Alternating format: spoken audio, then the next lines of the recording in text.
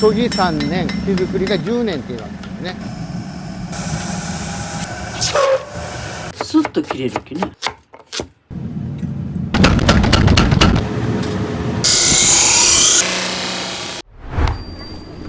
はい、いらっしゃいませ。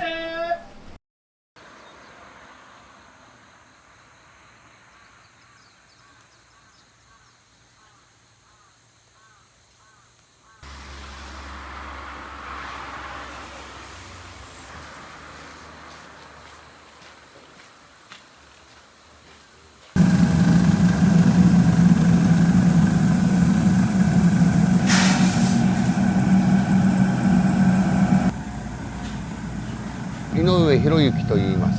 はい。井上裕樹です。まあ親子ですね。今60。僕が26ですね、今。60って言ったらおかしかない。59でいこうか。まだなってないけん。誕生日が来てない。鍛冶屋歴何年ぐらいになります？高校卒業してからもう40年ぐらいになるのかな。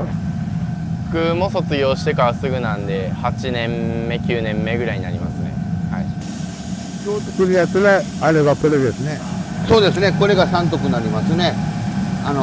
これが出刃になります。これはだいたい肉と野菜が主ですね。魚にしてはちょっと薄めなんで、さばくぐらいはいいんですけどね。骨とかはダメです。尖ってるから使いやすいんですけど、これのように魚を上手にはさばけない。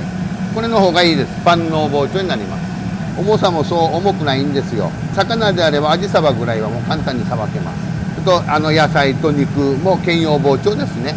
だからもう僕が今日する工程はもうこれ全部ですね。焼き入れて仕上げまでということですね。まあ、この辺が火作りなんで。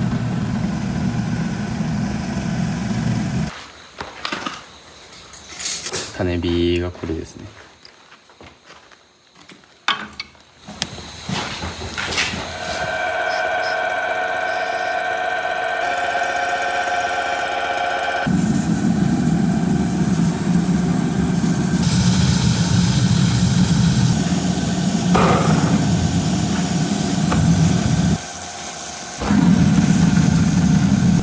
炉の中の温度というのは測ることはあれがないんですけど、まあ見た目で言えば橙色から黄色ぐらいになったぐらいは800度ぐらい、そのぐらいのところでやっぱ作業場します。まあ上げれば上がったし1000度も1300度まで上がります。これはね。でそこまで上げる必要ないんで、もう溶けてしまうんで。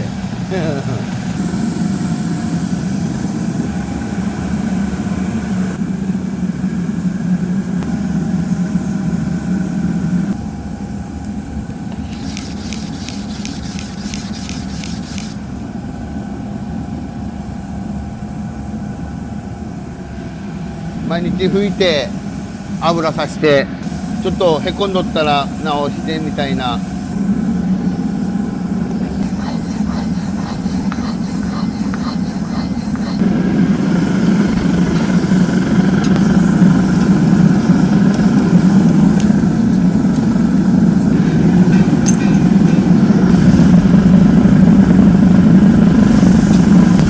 柄の部分中子を作ります。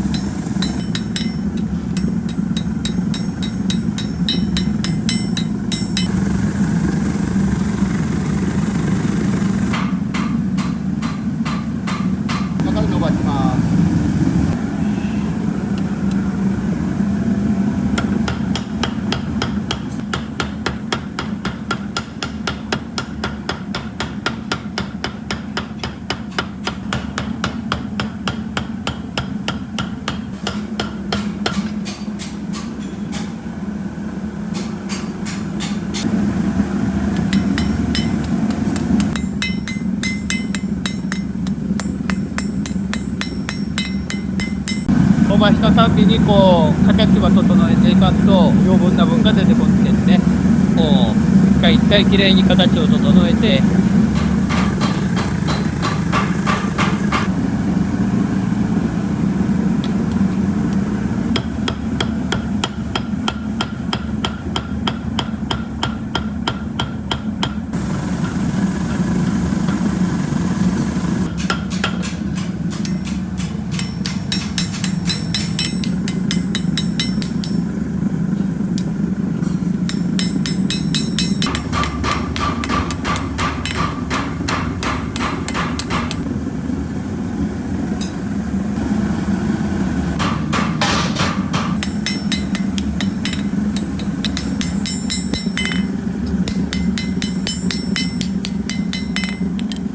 これでもう出来上がりです。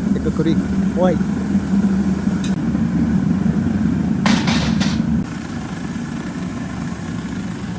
やんでこれで20分も終わり。焼き生地をすっ飛ばっていうか、今の時点でもゆっくり冷やしてやる。で、1日でその包丁が仕上げよう思ったら結構やっぱ時間かかって。まだ包丁の叩き方としてはしのぎ打ちという叩き方です。普通もバンバンバンバン叩いてしまうじゃないですか。あまりこう切ったりなんだりでしないでいいように形を作りながら叩いていきます。もうこれほとんど変わらんとですよ、大きさがちょこっとここを切るだけ。叩いた状態で製品と変わらんぐらいの形に作ります。しのぎ打ちっていうのはやっぱちょっと難しい。叩くところがまずほらこう幅こう叩いたろう、方をね。で次叩くってここを叩かんばいかんわけ。絶対ここは叩いたらいかんわけ。見れば分かるようにここが薄い、ここも薄いけどここは厚いんですよ。ここが山ごとなってるわけ。ここが厚いんです。よく包丁に穴場ほがしたりなんだり溝場切ったりしとるじゃないですか。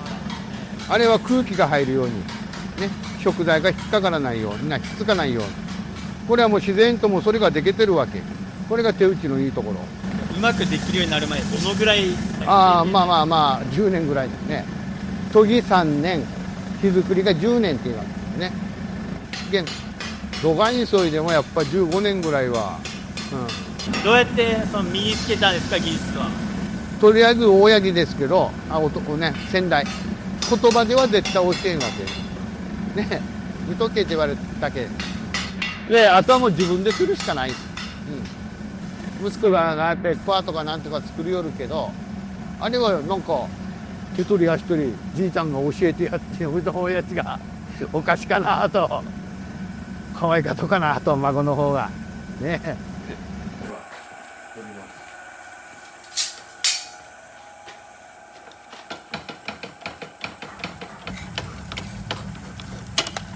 ほんと刃先だけ切ってます。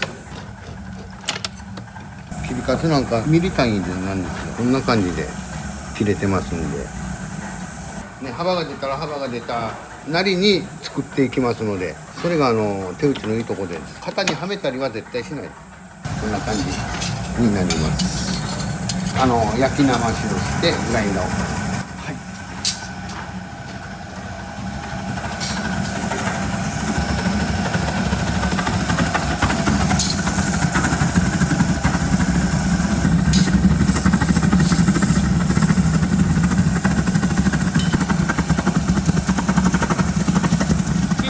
ダメやけんね。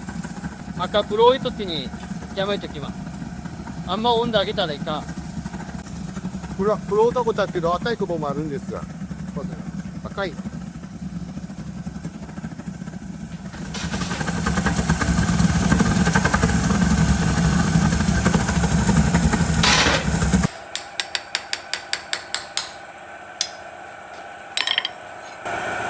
これが言うた打ち出しハンマーね。これ高いんです、ここが。卵とな。これが真ん中だけ開いなく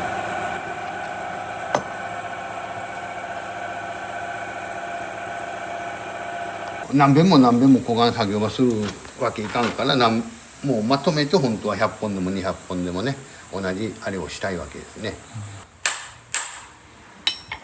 そんくらいまとまれば値段的にも安くじゃないけど売れるわけ、包丁。自体を10本とか20本ね作って仕上げよったらやっぱどうしても2倍3倍になってしまう。手間がかかるんで。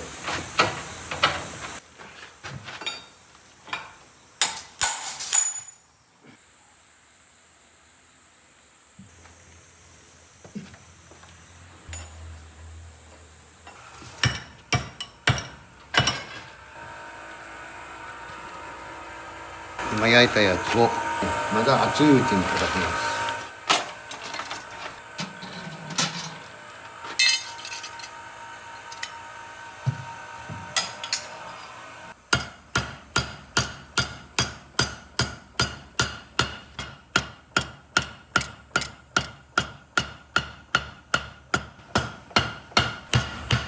これ生打ちっていう工程ですね。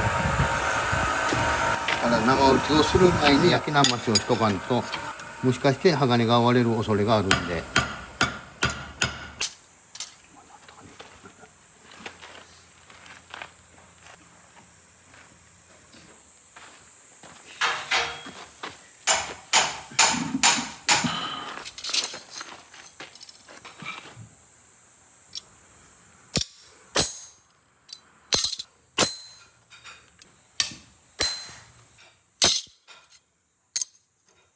手で打ち鳴らしますね。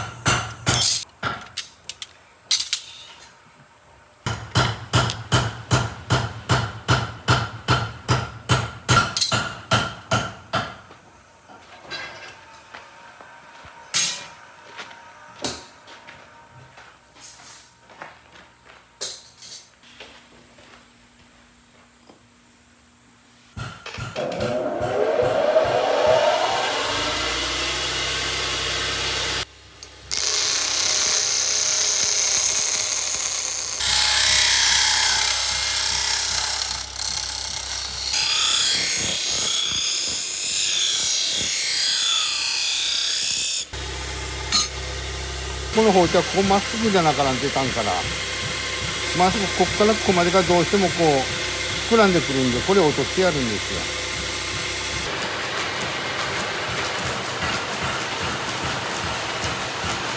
フライヤーの目の粗いからちょっとやっぱガタガタしてるのにね、それをペーパーバフできれいに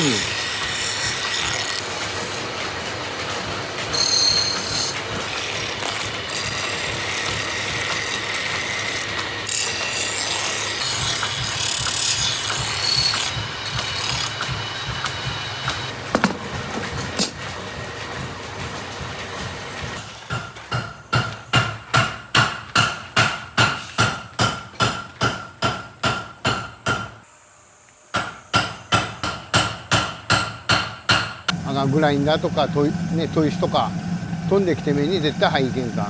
自分でも取るけどこうやってねえ、何回か取ってやったな。俺は1回は自分で取ったけど1回は病院ね、そうね、今まで一番きつかったことはやっぱ工場が建てた時、現だけの土石流となって流れてきて、家ごと工場ごと海までドドド船に避難しとった。バンバン雨降るんで、家の全然中とさ、その辺の家がうち中よね仕方ないよねみたいな感じ。自然災害が来てるね。とりあえずアルバイト場所だったらトラックの運転、土地は保証してもらったんで、それを担保にお金を借りて工場を作るか、そのままアルバイトじゃなかったらそのトラック運転で終わるか、親父と話して、やっぱ鍛冶屋がいいなって、もう一回立て直すかということで、ここなんかこうそっちは土手になっちゃっとばってんか、それからずらーっとこうだんだらーっとした坂やったとよ。この土は島原の土を持ってきておる。その土石流で流された時の土をここに持ってきたわけ。ダンプで何倍も持ってきたよ。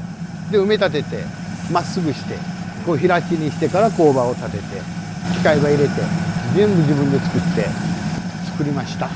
こ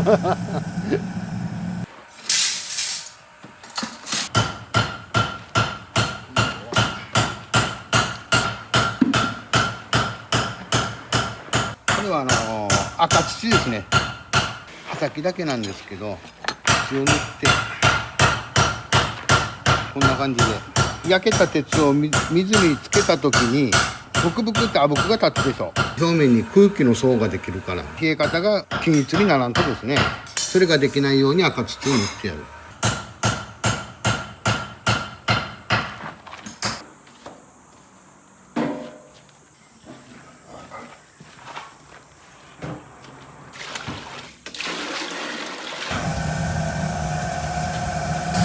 鉄は焼いてこれ入れてお湯は作ります。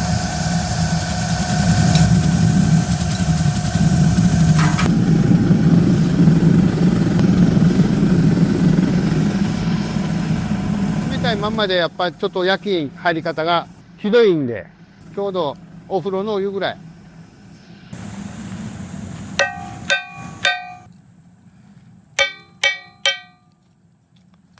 魚とかほら作るところは赤松の炭でやってるんですよ。松炭ですね。じゃないといかん。刀はできんとです。自分で切りに行くんですよ。山見つけて、そこの山の人に頼んで切らせてくださいということで、切ってきて置いとくんです。昔はそれを炭窯に持って行って炭は焼きよったですね。うちも松炭で焼き入ればしよったもんで、炭にしてから本当は使った方がいいんですよ。火床が壊れてるんで、今年の夏に修理しようかなと思ったんですけど思ってるんですけどね。松を使うかというのは炎が強いんですよ。普通カシの木とかなんとかやったらトロトロトロトロ燃えとばってんか、松は赤松はいっぺんに燃えるんですよ。焼きムラのないように焼いて焼きを入れる。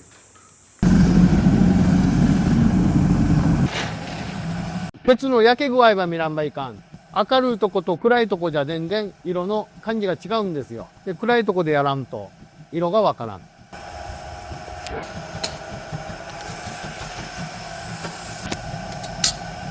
で、さっきは割り寄った松の木ね。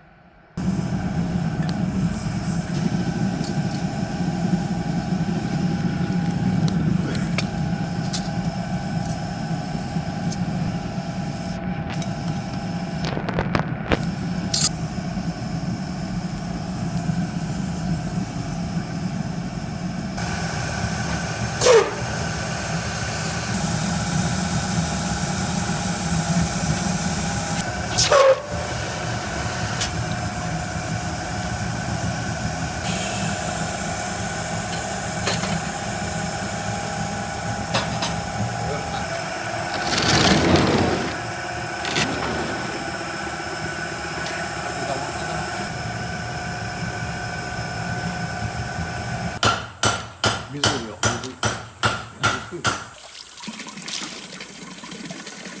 これ井戸水。あんまり飲んだらいかんけど、水道水っていうかね、カルキが入ってるでしょ。カルキは抜かんばいかん。鉄にはあまり良くない。やっぱ錆びたりなんだりがするんで。楽しい部分ってどういうところに感じます？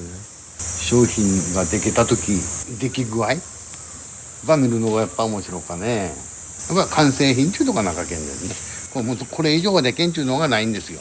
もう次やから、もう次はこういうの作ってみようかとか。そうもまた面白いっていうや面白い。いろいろ作るのが。あとはもう買われた方が喜んでくれればそれでも十分。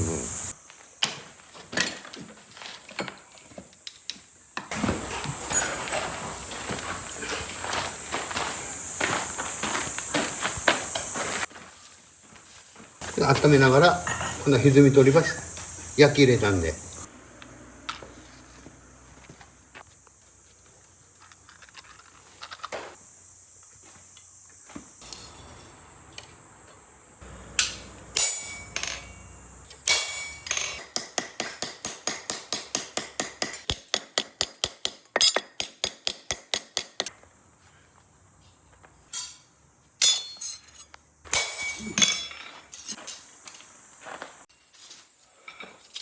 次は研ぎの工程ね。僕はもう研げますんで。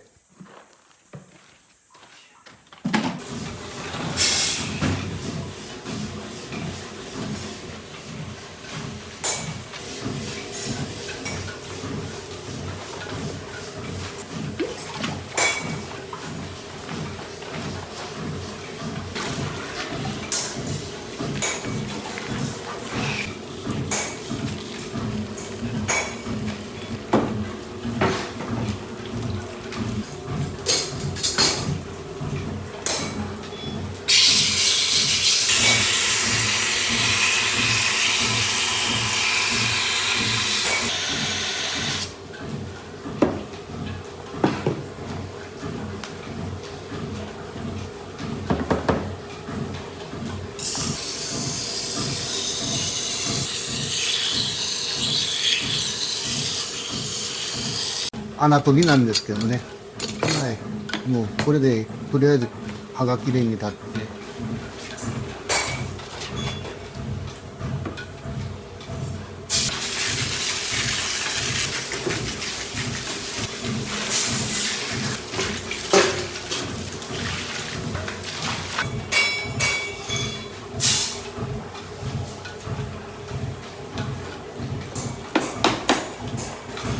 仕上げ時です。天草砥石ですね、これね。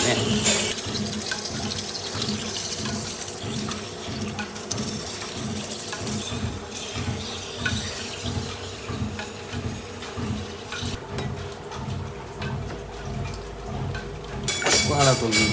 はい。これが仕上げ時。天草砥石。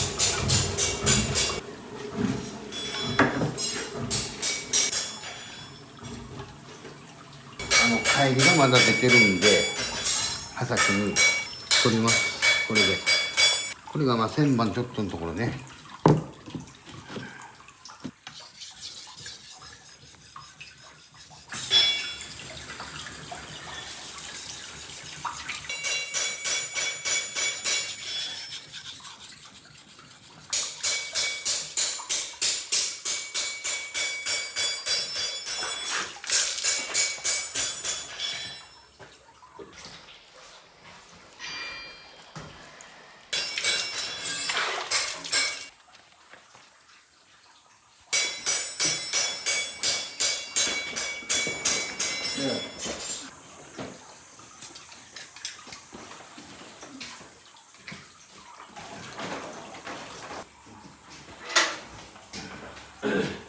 これをワイヤーブラシに絡めて鋼の艶を出します。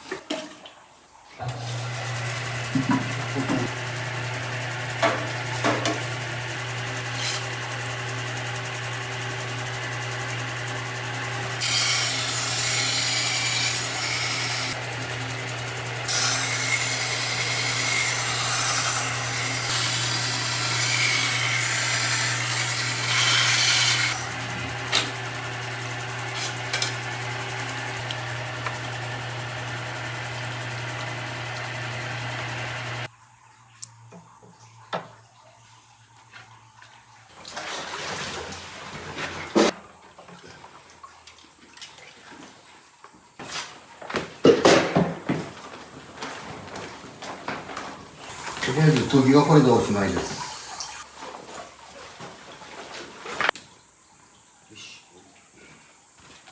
顔を洗ってきます。はい。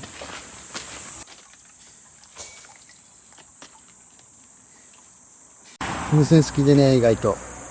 もうどこまでも島原に行ったり、行くときは熊本までとか、佐賀とか、サウナとかやっぱ、入りたいときは入りたいと思うよね。やっぱ違うとよ、ここで汗かくと、サウナでやっぱこう流して、ゆっくりしてから飲むビールは美味しいですよ。早切りの元かな。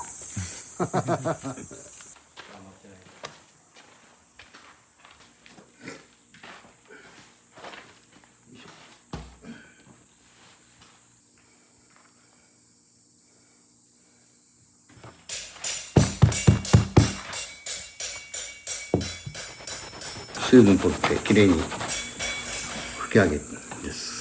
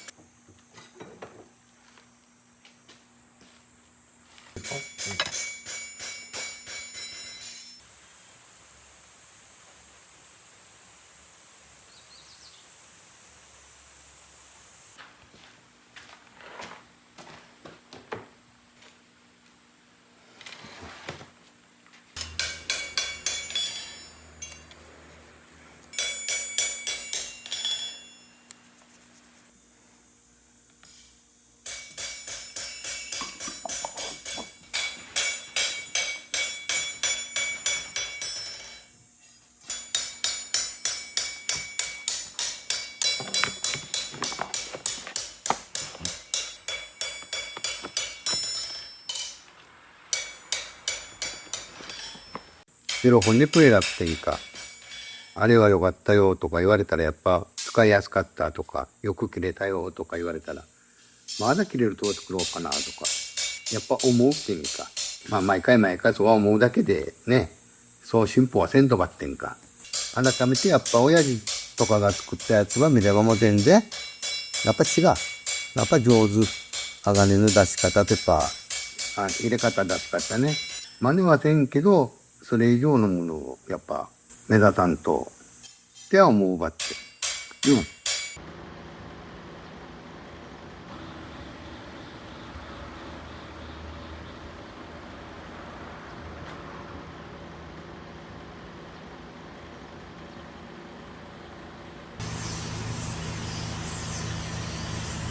わかりました。元気っちゃ元気ですけど、まあ年が年やきね。長男ですね。今子供になるんですけど、まあ、同じ仕事っていうか一緒に。大体何年ぐらいされているんですか。57年かな。57年。23年ぐらいですかね。今回作っていただく包丁なんですけど、その完成品を1回見せていただいてもよろしいですか。これが昔からあるなきり包丁というのは、野菜をこう切るでしょ。それとここはね、昔はかまどで炊いてたじゃないですか、ご飯を奥上へこう落とす。千切りしたやつとか漬物とかいうのをこれでこうすくうのは簡単でしょ。これと並べてこう刃をこう置いてみたら全然角度違うでしょ。包丁のこの辺でキャベツを切ったりするのにこういう感じで切る感じなんですよね。はい。こうつけてこう、そしてこの先の方でちょっと細工をするときに使うっていうなきり包丁ですね。まあ、ステンレスだとやっぱもう切れなくなってしまうんですけど、それの期間がやっぱり長いですね、鋼の方が。なんか長くて何年使っているよというお客さんって。それは20年30年ですかね。これは地金の分ね。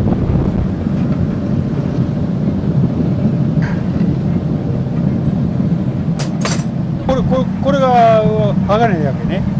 青ごみちいう鋼やから。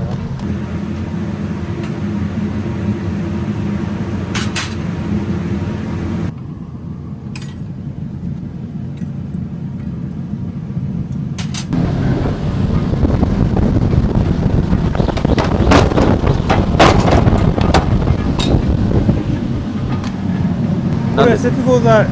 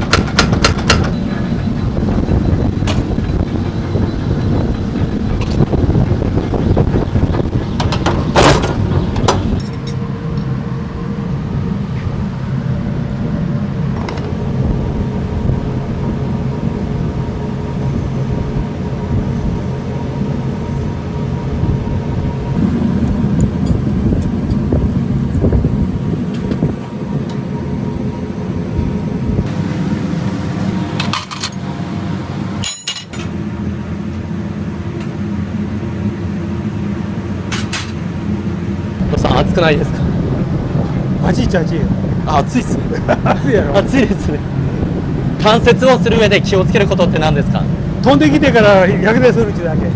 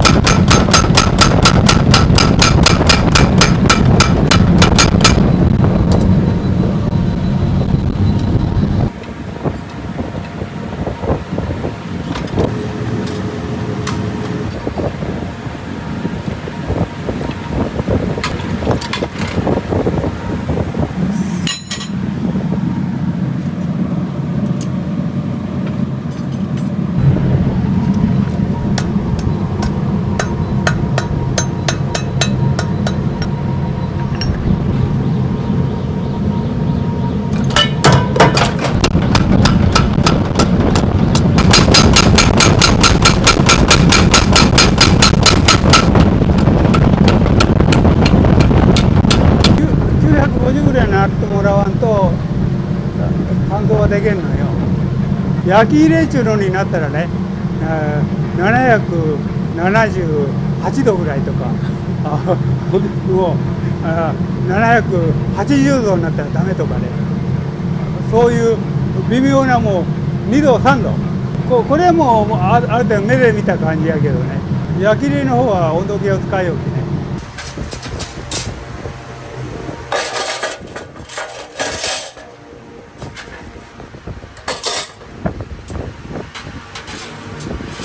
ね、ハムはね、こう打つやろ。ここで力入るけど、持っていったここでこの辺からあんまり力入れんちゅうかね、命中しやすいのと手に響いたりしにくい。手にこう荷重がものすごくかかる。ハムはじゃそういうふうに使わんといかんの。ちょっと休憩。体が待てよ。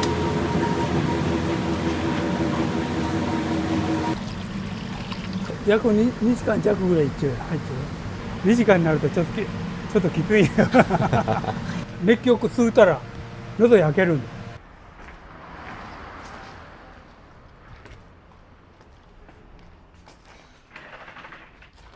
ちょっとお茶飲まんと前向き進まんごた。お邪魔します。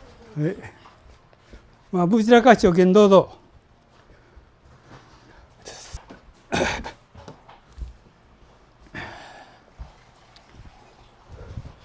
ご結婚されて何年目になるんですか51年。何歳の頃にご結婚されたんですか22と3です。出会いはこうお土産です大丈夫ですか大丈夫大丈夫。行きましょうお父さんに対して鍛冶屋のことにしてって、他のことにしたってやっぱり人のために一生懸命になるということが素晴らしいなと思いますね。お互いに元気で今まで来れたきよかったなという、仕事自体も安泰してそんなに心配なく、大儲けしたわけでもお金がいっぱいあるわけでもないけど、どうにかこうにか子供4人も育てられたかなっていう感じはありますね。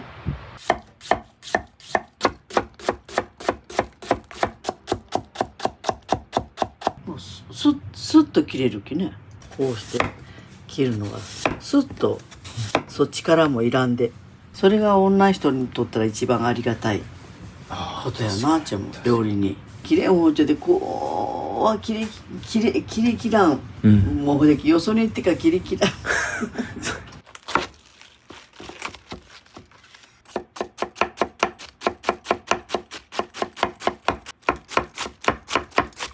均一に切りやすいような気がする。結構重さが平均的。はい、そう。どこの重さも一緒だから切りやすい。そう。この反り刃包丁のなんか良さっていうのは何か感じることってありますか？こうミンチとかみじん切りとかにするときにこうして切るときに、こうして切るときに、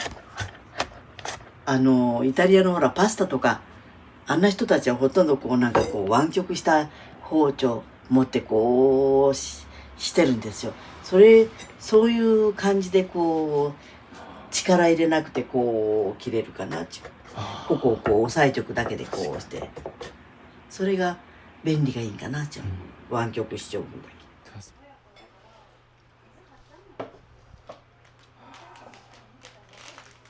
いただきます。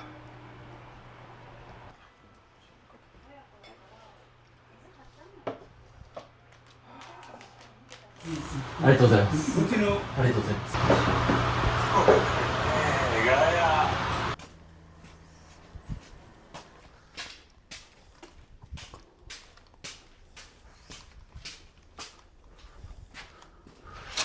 こう肌をこう一遍落としたらね、結構ブツブツがあるんですよ。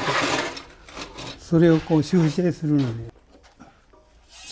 鉄粉をこう砂を吹きつける感じ。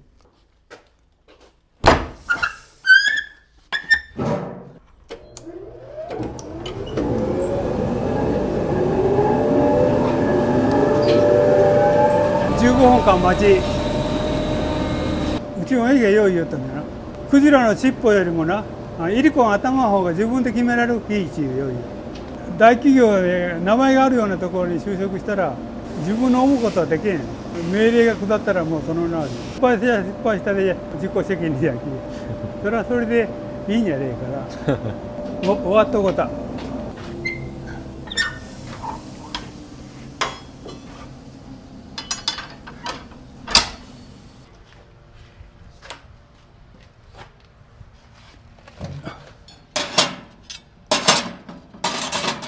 肌を全部落としてしまうんでね。これで肌を今度はつけ直すの。叩いたらこんな感じになるよ。仕上がりは今度。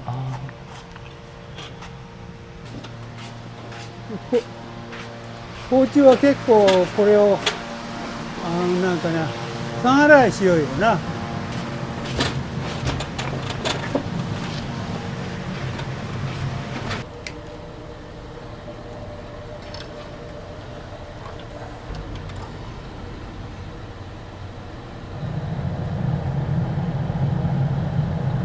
今度は叩くのにな低温で叩いてなそれから表面がこうきれいになるよ。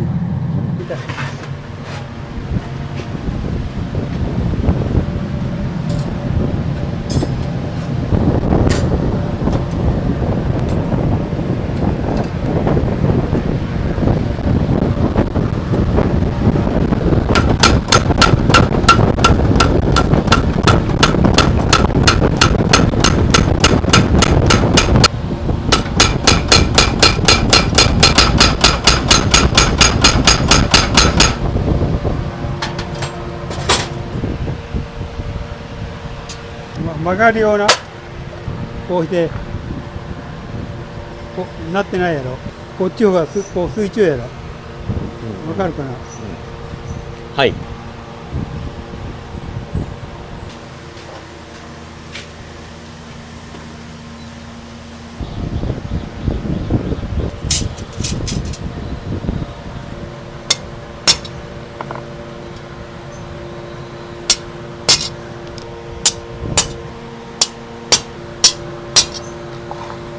今これ700上げようのは700度ぐらいで上げようと。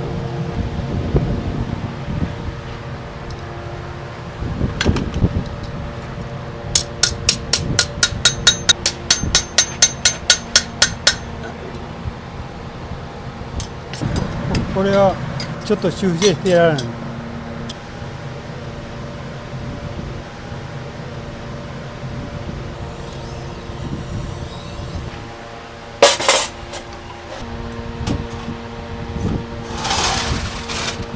ちょっともう冷えるの待ちじゃな。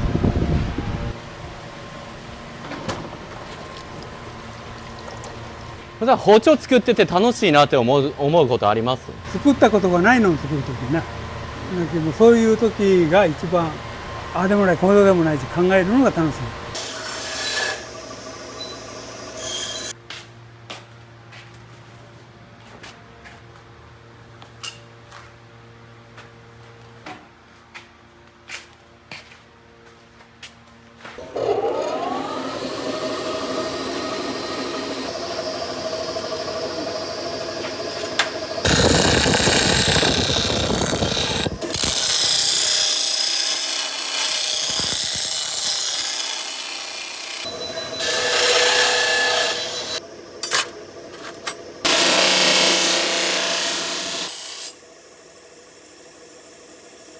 焼き入れ前に少し刃をつけておく。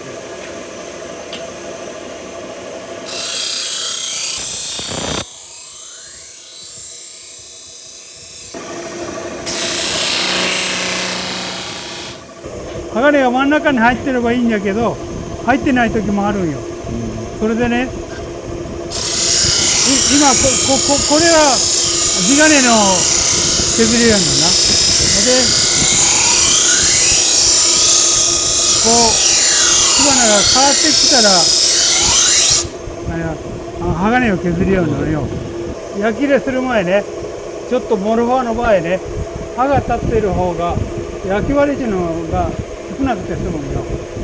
だから刃を立てる。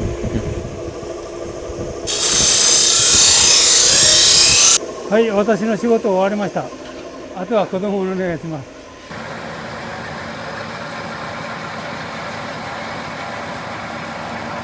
今からこれが焼き入れが終わった状態なんですけど、表面に、泥を塗って、焼き入れするんですけど、それを今から取っていきます。これからちょっと泥を取るとこういう状態になっていきます。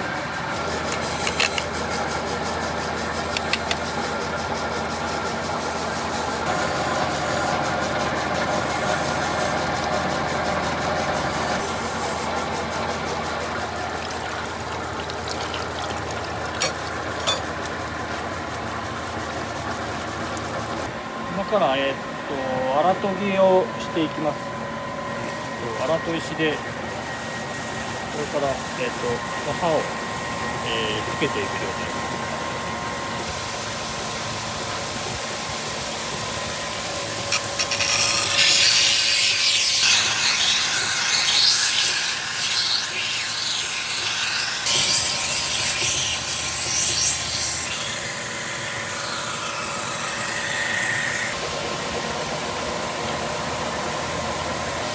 こういう鋼の線があるんですけど、これを両方同じくらい鋼を出すということが重要です。鋼が出てないと切れないので。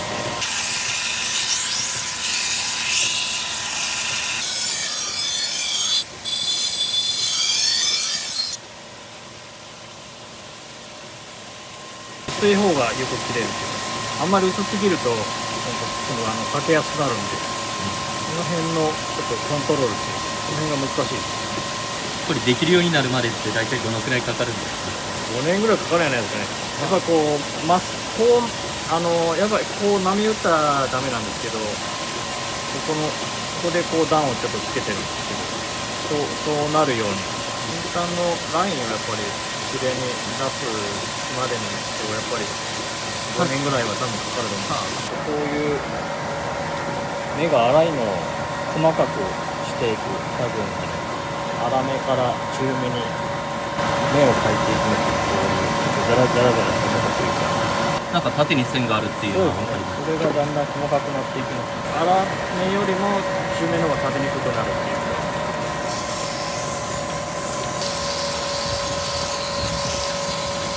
こういうはい、ザラザラした目がちょっと小さくなってる。ああ、ここすごい分かります。そうです、縦の線がなくなってますよね。そうですね。ちょっとあるんですけど、だんだんそれが小さくなっていく感じ。あやっぱり力加減というか、どうしても砥石に当たってるところがわからないとここを押さえてるつもりでもここが当たってたりするんで、その辺がやっぱり経験ですかね。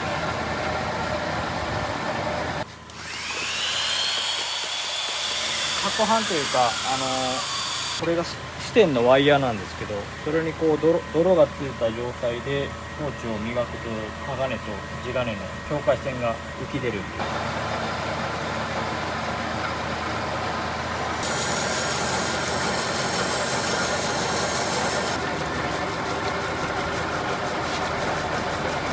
これは、ある程度帰りは取れてるんですけど、形の帰りっていうのざらついた、それを取らないと切れる状態にならないので。ざらつきを取るんですか？そうですね。刃が立った状態になると帰りっていうざらつきが出るんです。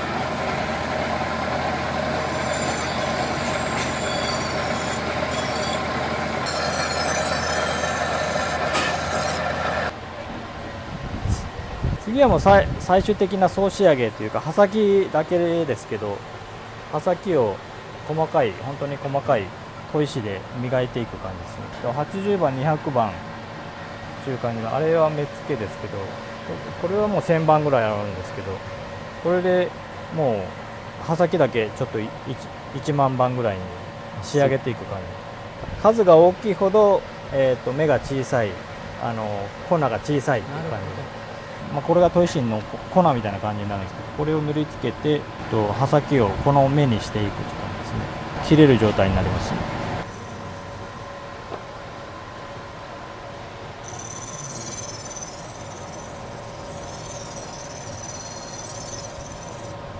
これがれる状態で切れたら OK って感じですね。よいしょ。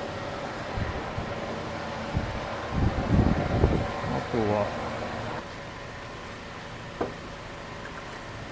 鋼に鉄なんでちょっと錆びやすいんで、錆止めを塗る前にお湯でちょっとぬくめて水が飛ぶように。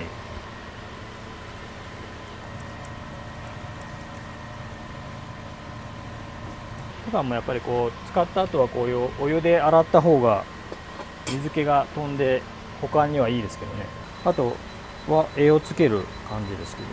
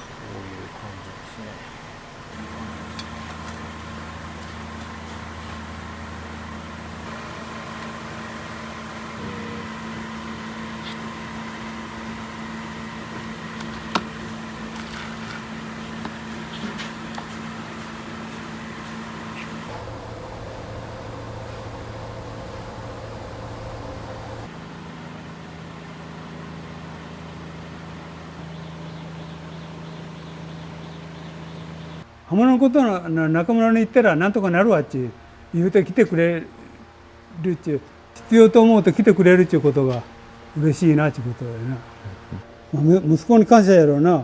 もともと売れよった分が売れんごとなって仕事がなんとなくこう減りつつあるよ時にネットじゃらいろんなので売り上げが落ちないでずっとやってこれたっていうのは息子のおかげやな。お父さんに対してここすごいなっていうことありますか？やっぱこう筋が通ってるというか、ここはこうですよみたいなとこは曲げないっていうところがやっぱりすごいのかなと思いますけど、ボランティアとか積極的にしてますし、あとはもう仕事が一番っていうか、仕事が好きですね、やっぱり鍛冶屋っていうのが自分的にはやっぱりこう鍛冶屋さんが家族の支えだしみたいな、こういう環境しか知らないっていうのもあるし、これはこれでなんかいい人生なのかなっていう。